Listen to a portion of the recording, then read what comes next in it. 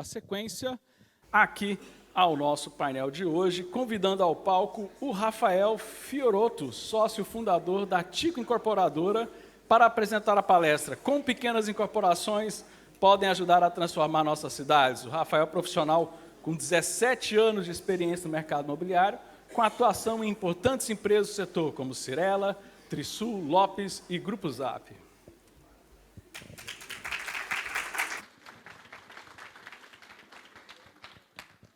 Missão fácil vir depois de você, hein, Adriano? Tranquilo.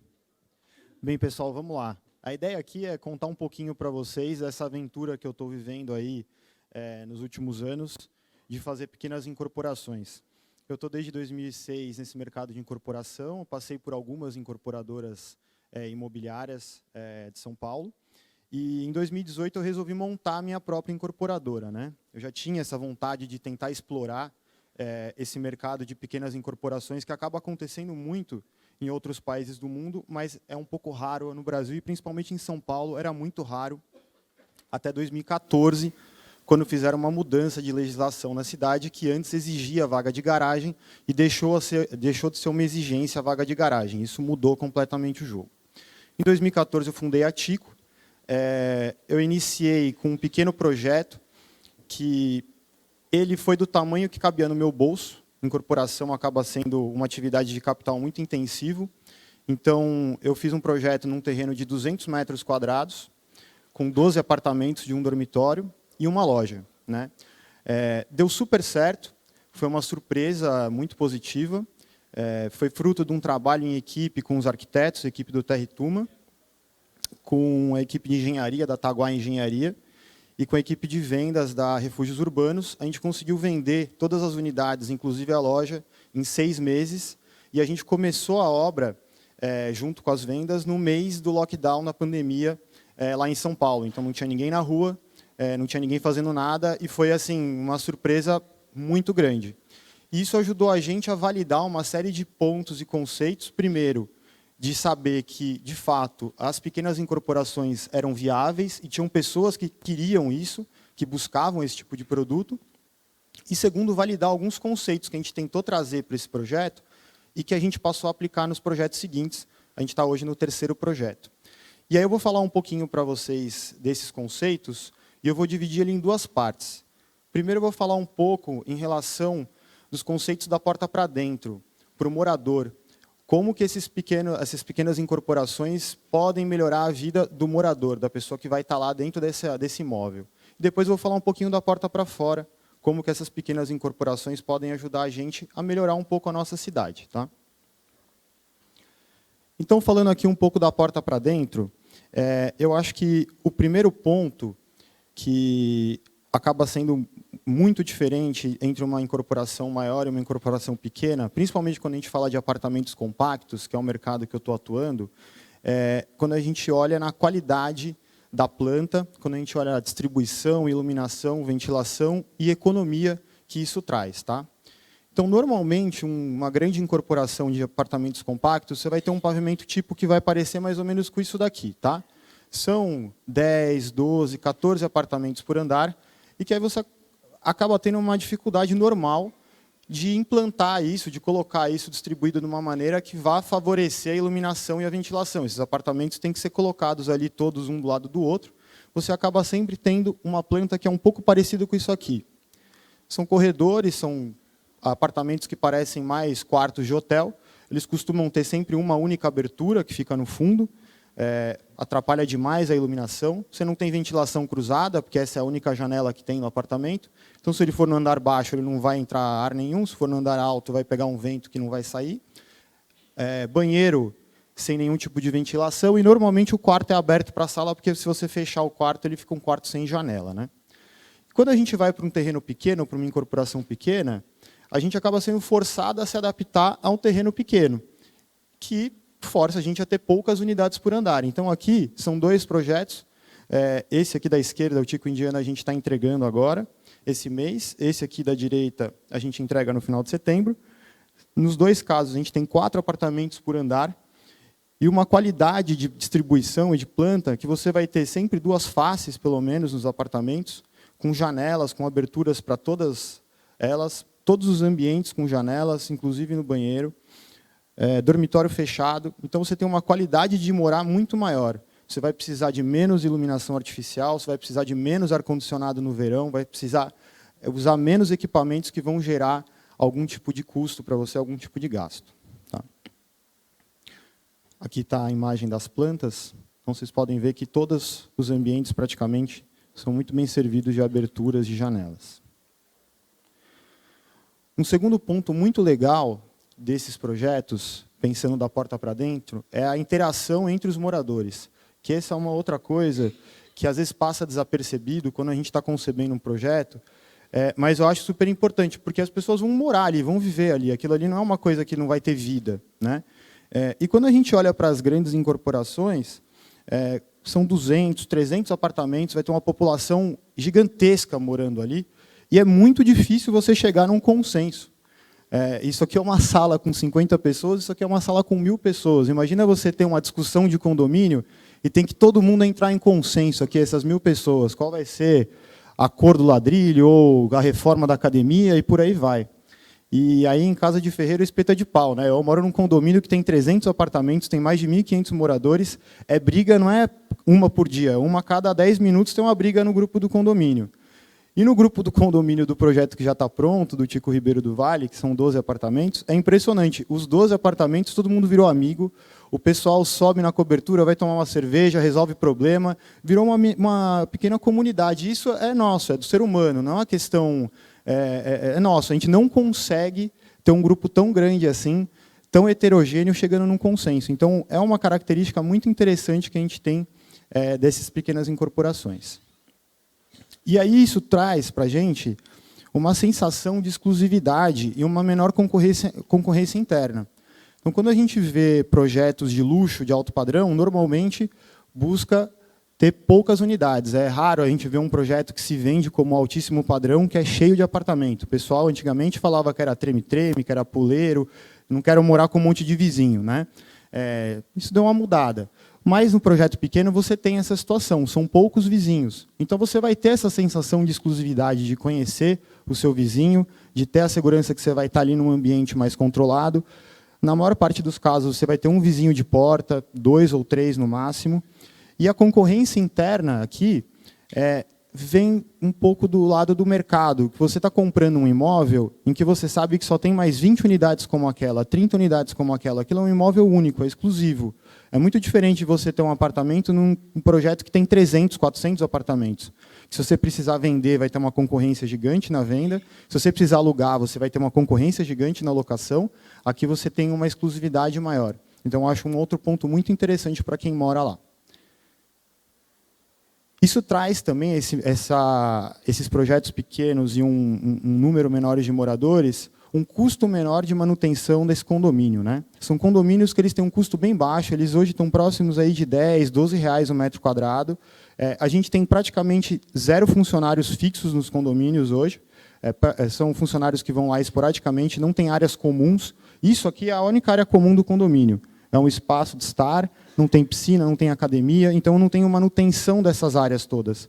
As pessoas acabam economizando no condomínio e elas podem utilizar esse dinheiro que elas vão economizar no condomínio na própria cidade. Vai andar, vai bater perna no seu bairro, vai escolher a academia da sua preferência, vai fazer aula de bateria, de guitarra na sua rua. Você não necessariamente gosta de ir na academia do seu prédio ou utiliza aquela piscina aquecida que foi imposta para você ali por aquele projeto. Então, esse é um ponto também que o pessoal gosta muito nos projetos. A ausência das áreas comuns, que num determinado momento parece que virou obrigação ter, mas eu acho que é muito mais um trend de marketing, de um ir copiando o outro, e copiando o outro, e copiando o outro, do que uma necessidade efetiva que as pessoas colocam. E aí, aqui falando um pouco da porta para fora. Tá? Quando eu olho da porta para fora, eu acho que as pequenas edificações elas têm uma questão de relação com o pedestre que acaba sendo um pouco mais amigável do que nas grandes incorporações, nas grandes edificações. Eu não estou aqui falando que prédio alto é ruim ou prédio baixo é bom. Não é esse julgamento de valor. É só uma percepção de que, na escala, quando você está de frente para um prédio que tem ali 10, 20 metros de altura, a sensação que você tem como pedestre é uma sensação de uma relação muito mais amigável do que estar de frente para um prédio de 200, 300 metros de altura. Né? Uma relação muito diferente que você tem. E essa relação da altura do edifício, sozinha, ela também não quer dizer muita coisa. Porque não adianta nada a gente ter uma edificação baixa que ignora completamente o pedestre e se fecha atrás de muros e gradis, assim como na edificação alta isso também não vai funcionar. Então, acho que a mistura das duas coisas, de você ter edificações baixas, que tem um diálogo com a rua, é essencial. Aqui, no caso desse projeto, são 20 metros de frente por 50 de fundo, é um terreno grande, é um terreno de 1.000 metros, só que é um zoneamento super restritivo que a gente tem lá na cidade de São Paulo, que possibilita só construir 10 metros de altura. A gente tem 2 lojas na calçada, o recuo, que é obrigatório, ao invés de colocar grade, muro ou vidro, a gente abriu completamente para a calçada, então isso se tornou uma praça pública, e a entrada residencial pelo lado direito, discreta, sem ficar ocupando o espaço todo. Então é um espaço para a cidade, para as pessoas utilizarem mesmo.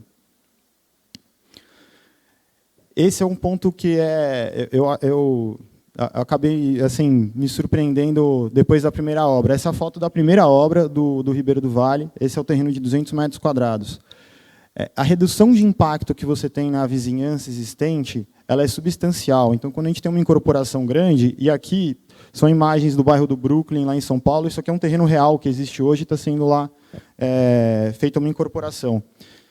De novo, nada contra. Tá dentro, tá tudo certo, ninguém fez nada de errado aqui. Mas construção incomoda, não tem jeito, você pode fazer o que você quiser, pode se preocupar da maneira como você quiser. Incomoda, é caminhão entrando e saindo, é escavação, é demolição, é barulho.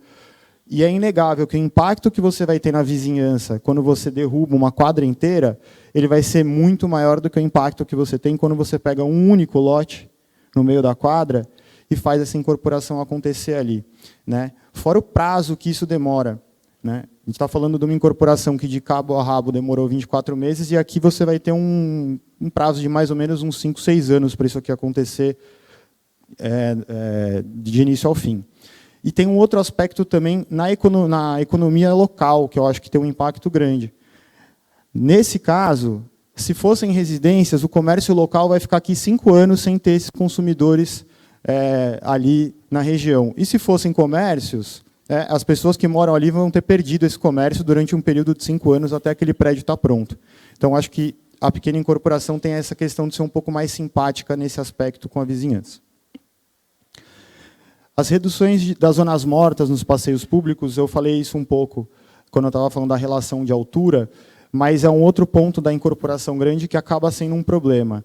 Normalmente, você tem o acesso à garagem, e depois você tem uma série de muros que vão circundar o resto da quadra, que mata aquele quarteirão, mata aquela zona, aquela relação que você tem do pedestre. As pessoas, com o tempo, param de passar nessa rua, porque ela se torna desinteressante, não tem o que fazer ali, você não vai passar numa rua que tem muro só, e, com o tempo, ela se torna perigosa. Então, a gente tem bairros inteiros em São Paulo, e eu tenho certeza que aqui em Porto Alegre, em muitas outras cidades do Brasil, que sofreram com isso, que foram desenvolvidos com essa cabeça, e que hoje se tornaram bairros totalmente desinteressantes para o pedestre. E um melhor aproveitamento dos espaços da cidade, que eu também acho que foi um pouco falado aqui de maneira pontual, mas eu acho que tem 2 jeitos da gente olhar esse melhor aproveitamento. Tanto com lotes que acabam ficando subutilizados na cidade, então em bairros nobres, a gente tem um lote que está parado, que virou um estacionamento, ou que virou uma atividade de baixo impacto econômico ali, eu acho que é um desserviço para a cidade e para o cidadão. Aquilo ali tem que ser melhor explorado. Né?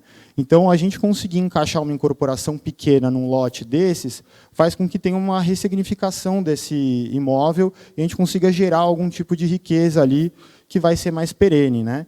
E também aproveitar espaços da cidade que, às vezes, são largados completamente, que são os casos dos bairros residenciais unifamiliares, que o Adriano comentou, de ter cidade em São Paulo que permite, no mínimo, lote de 400 metros. Né?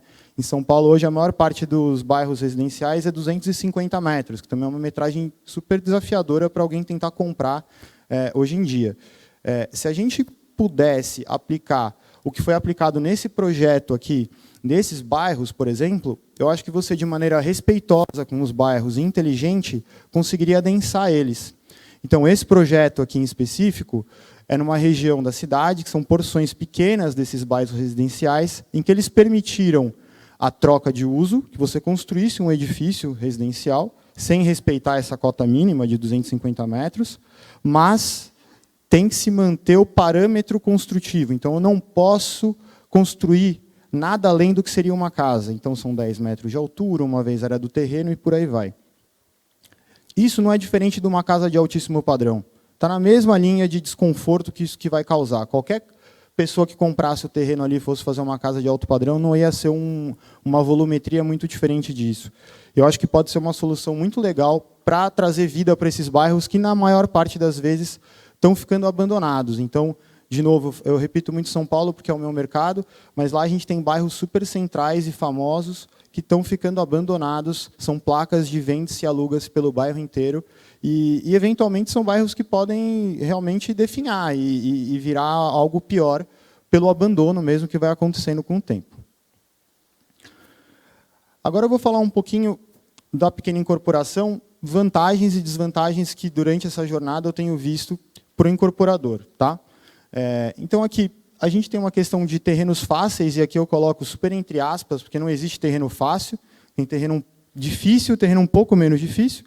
Eu coloco aqui fácil porque provavelmente você não vai ter que comprar 30 casas, você vai lidar normalmente com um proprietário, ou 2 no máximo.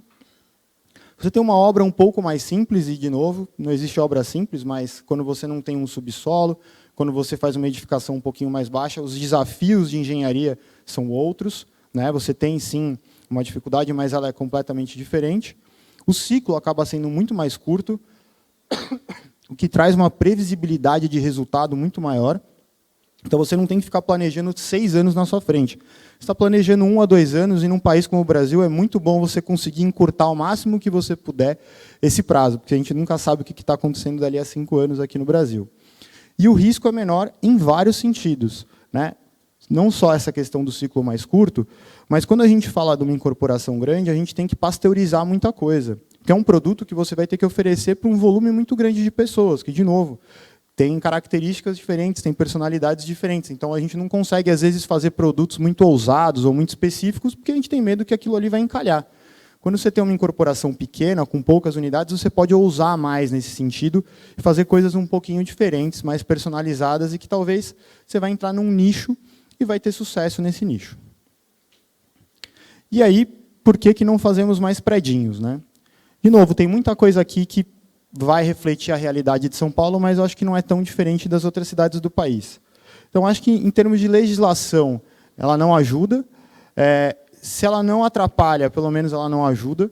Então, não existe, pelo menos eu não conheço, nenhuma cidade no Brasil ainda que tenha um incentivo real para esse desenvolvimento desse tipo de projeto. Você sempre acaba caindo na mesma esteira, né? E aí eu entro na parte de burocracia, na mesma esteira que uma grande incorporação. São raras as coisas que você vai ter que fazer de diferente numa incorporação muito maior, o resto é tudo igual, o processo de incorporação, todas as etapas acabam sendo iguais. E para um projeto menor isso é chato, é demorado. O acesso ao crédito não é o mais fácil do mundo, então hoje a gente tem uma dificuldade grande no Brasil de ter acesso a crédito, e quando a gente fala de incorporação pequena, é mais difícil ainda. Então, bancos comerciais, complicadíssimo, não pegam obras que sejam menores aí do que pelo menos 20 milhões de crédito. E quando a gente fala de fundo, também é um pouco complicado, porque é um dinheiro que costuma ser bem caro e é difícil de conseguir fechar a conta. E, por último, eu coloco aqui a informação. Eu acho que a gente melhorou muito nesse aspecto de acesso à informação, mas ela ainda é muito difícil de se obter. Né? Então, seja a informação do lado de legislação, seja a informação do lado de mercado, para uma pessoa que quer, às vezes, desenvolver uma incorporação pequena, e na maior parte das vezes ela não é um profissional da área, é uma família que tem um terreno, que quer construir um predinho ou alguma coisa do tipo, é sempre muito difícil dela obter essa informação. Então, durante esses anos todos, eu conversei com os 2 casos, com incorporadores que queriam começar a fazer isso, e muitos deles acabavam ainda um pouco perdidos por falta de informação, e famílias que queriam fazer, que também estavam completamente perdidas porque essa informação não estava lá disponível. Então, um pouco mais de transparência, às vezes, nos dados ia ser legal para a gente poder ver mais predinhos aí. Tá? Pessoal, é isso. Eu deixei aqui o QR Code se alguém quiser baixar a apresentação.